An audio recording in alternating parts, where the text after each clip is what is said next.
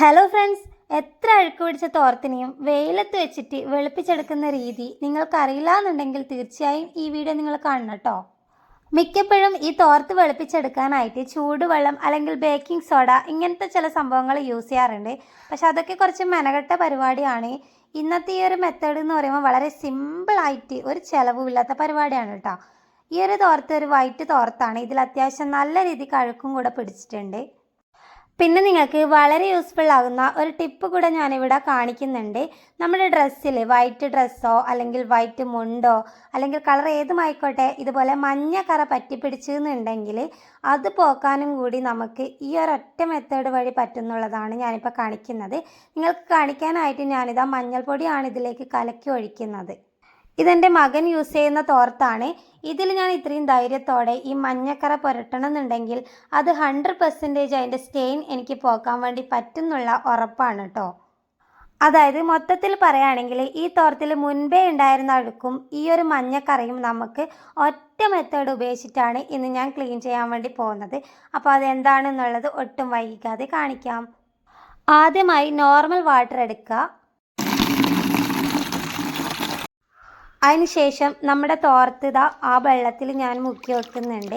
നല്ലതായിട്ടൊന്നിതാ മുക്കുക കേട്ടോ. ആ മഞ്ഞക്കറയൊക്കെ അതിൽ അങ്ങനെ തന്നെ നിൽപ്പുണ്ട്. നമുക്കറിയാം നമ്മുടെ വെള്ളക്കുപ്പായത്തിലൊന്നും മഞ്ഞക്കറ ആയിക്കഴിഞ്ഞാൽ പോക്കൽ അത്ര ഈസി ആയിട്ടുള്ള കാര്യമല്ല.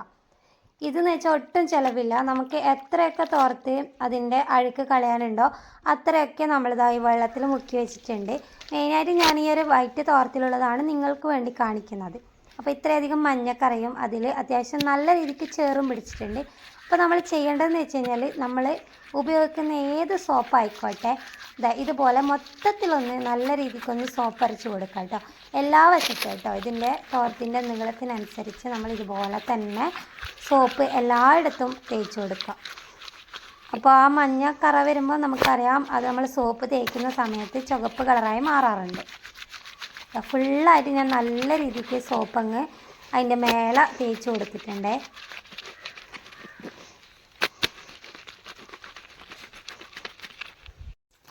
അപ്പോൾ നല്ല രീതിക്ക് ഞാനിത് സോപ്പ് അരച്ച് വെച്ചിട്ടുണ്ട്. ഇനി നമ്മളിത് നല്ല വെയിലുള്ള സമയത്താണ് നമ്മളിത് ചെയ്യേണ്ടത്. വെയിലില്ലാത്ത സമയത്ത് എങ്ങനെയാണ് തോർത്തിലെ കറ കളയുന്നതെന്നുള്ളതും ഞാൻ മറ്റൊരു വീഡിയോയിൽ ചെയ്യാം. അതറിയണമെന്നുണ്ടെങ്കിൽ നിങ്ങൾ കമൻറ്റ് ചെയ്യണം കേട്ടോ. അപ്പോൾ ഇത് നല്ല വെയിലുള്ള ഒരു ഇതുപോലെ ഒരു സർഫേസിൽ നമ്മളിത് വിരിച്ചു കൊടുത്തിട്ടുണ്ട്. എല്ലാ തോർത്തും ഞാൻ അങ്ങനെ ഇട്ട് വെച്ചിട്ടുണ്ട് കേട്ടോ. ഇത് അത്യാവശ്യം നല്ല രീതിക്ക് ഉണങ്ങണം. അപ്പോൾ ഞാനിത് ബാക്കിയുള്ള തുണികളൊക്കെ എനിക്ക് അത്യാവശ്യം അലക്കാനുണ്ട്. ആ സമയത്ത് ഇത് നല്ല രീതിക്ക് ഉണങ്ങിക്കോളും കേട്ടോ. അപ്പോൾ ഞാൻ തുണിയൊക്കെ അലക്കി കഴിഞ്ഞ് വന്ന് നോക്കിയപ്പം ഇത് അത്യാവശ്യം നല്ല രീതിക്ക് ഉണങ്ങിയിട്ടുണ്ട്. നല്ല സ്റ്റിഫായിട്ട് നിൽക്കുന്നുണ്ട് കേട്ടോ. ഇനി നമ്മളിതിനെ കഴുകിയെടുക്കാൻ വേണ്ടി പോവുകയാണ്. അതിനിതാ കുറച്ചുകൂടെ വെള്ളം ഞാനൊരു ബക്കറ്റിലേക്ക് എടുത്തിട്ട് അതിലേക്ക് ഇട്ട് കൊടുക്കുന്നുണ്ട്.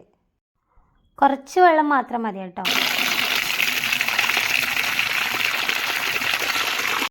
ഇനി നമ്മൾ ആ വെള്ളത്തിൽ വെച്ചിട്ട് തന്നെ ഇതുപോലെ ഒരു 3-4 തവണ ഇതിങ്ങനെ മുക്കിയെടുക്കുക. അപ്പോൾ അത്യാവശ്യം അഴുക്ക് ആ വെള്ളത്തിൽ തന്നെ അലിഞ്ഞു പോയിട്ടുണ്ടാവും കേട്ടോ.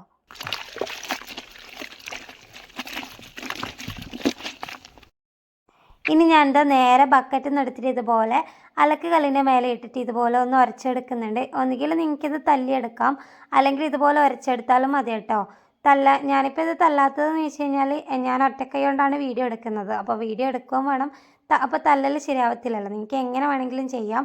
വളരെ പെട്ടെന്ന് ഈ തോർത്ത് വെളുക്കുന്നതായിട്ട് നമുക്ക് കാണാൻ വേണ്ടി പറ്റും കേട്ടോ. അപ്പോൾ ഇതിലെ ആ മഞ്ഞക്കറ ഉണ്ടല്ലോ, നമ്മൾ സോപ്പ് അരച്ച് വെയിലത്ത് വെച്ച് കഴിഞ്ഞാൽ ആ മഞ്ഞക്കറ നമ്മൾ പിന്നെ ഇത് ഉണങ്ങിക്കഴിഞ്ഞാൽ പിന്നെ കാണത്തില്ല കേട്ടോ. അതാണ് അതിൻ്റെ ഒരു ഇത്. നമ്മൾ നോർമലായിട്ട് ഇളക്കുമ്പോൾ മഞ്ഞക്കറ എന്ത് ചെയ്താലും പോകത്തില്ല. അപ്പോൾ ഞാൻ കുറച്ച് സമയം ഒന്ന് അരച്ച് കഴിഞ്ഞതിന് ശേഷം നല്ല രീതിക്ക് അത് നിറം വന്നിട്ടുണ്ട്. അതിന് ശേഷം നമ്മൾ നല്ല വാട്ടറിൽ അത് കഴുകിയെടുത്ത് വിരിച്ചിട്ടിട്ടുണ്ട്.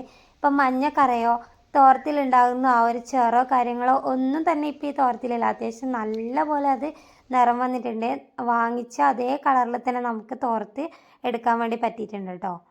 അപ്പോൾ ബിഫോർ ആൻഡ് ആഫ്റ്റർ ചേഞ്ച് നിങ്ങൾക്ക് നല്ല രീതിക്ക് വിസിബിൾ ആയി എന്ന് കരുതുന്നു. ഈ ഒരു ട്രിക്ക് അറിയില്ല എന്നുള്ളവർ തീർച്ചയായും ഇനി ഇതുപോലെ ട്രൈ ചെയ്യാം കേട്ടോ. കാരണം നമുക്കിതൊരു ചിലവോ കാര്യങ്ങളോ ഇല്ല, ബുദ്ധിമുട്ടില്ല. അപ്പോൾ ഇത് നിങ്ങൾ നിങ്ങളുടെ ഫ്രണ്ട്സിനും ഫാമിലിക്കും ഒക്കെ ഒന്ന് ഷെയർ ചെയ്ത് കൊടുത്ത് സപ്പോർട്ട് ചെയ്യാം കേട്ടോ. ഈ ഒരു രീതി നമുക്ക് വേനൽക്കാലത്താണ് ഏറ്റവും യൂസ്ഫുൾ ആകുന്നത്.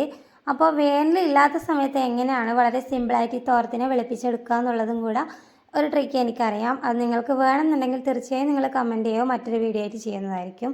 ഇന്നത്തെ വീഡിയോ ഇത്ര മാത്രമേ ഉള്ളൂ. എല്ലാവരുടെയും ഫ്രണ്ട്സിനും ഫാമിലിക്കൊക്കെ ഇത് ഷെയർ ചെയ്ത് കൊടുക്കുക. Bye bye.